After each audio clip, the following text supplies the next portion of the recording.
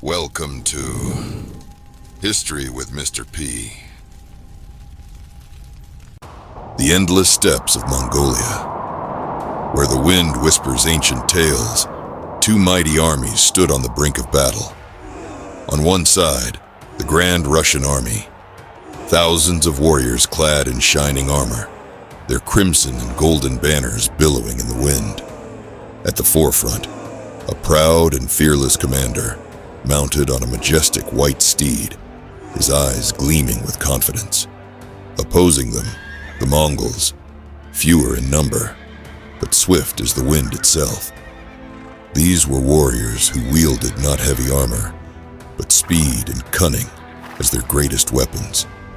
And at their helm, the master of strategy, the warlord whose very name struck terror into the hearts of his enemies, Genghis Khan. As the first rays of sunlight stretched over the endless plains, the deception began.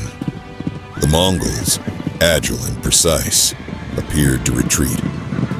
Dust rose beneath their galloping hooves, blurring their figures into the horizon.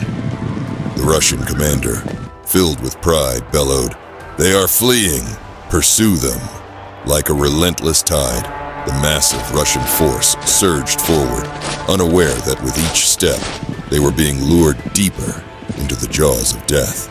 With flawless execution, the Mongols guided their pursuers into a narrow, towering canyon.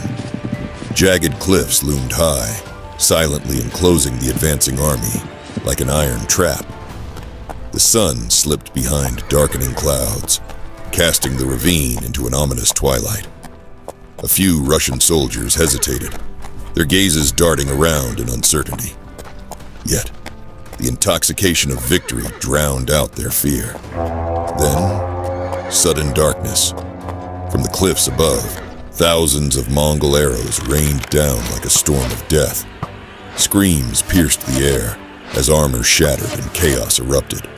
Horses reared and bolted, throwing their riders into the dust. Warriors who had moments ago charged with invincible resolve now trembled in terror. The Russian commander, eyes wide with horror, roared, "It's a trap! Fall back!" But it was too late. From the swirling mist of dust and blood, the Mongols emerged, phantoms of destruction. Swift and merciless, they struck from all directions, their blades flashing like lightning. There was no escape. The Russian commander, his armor shattered, his pride broken, fell to his knees before Genghis Khan. The Mongol leader stood above him, silent, unwavering, his gaze as piercing as the arrows that had decimated the Russian ranks. Then he raised his hand, and in that moment, history was rewritten. The sun sank beyond the horizon. The battlefield reeked of blood and smoke. The once mighty Russian army, an indomitable force, was now nothing more than a fading memory, swallowed by the winds of the Mongolian steppes. And Genghis Khan, he was no longer just a name. He had become a legend, one that would echo through eternity.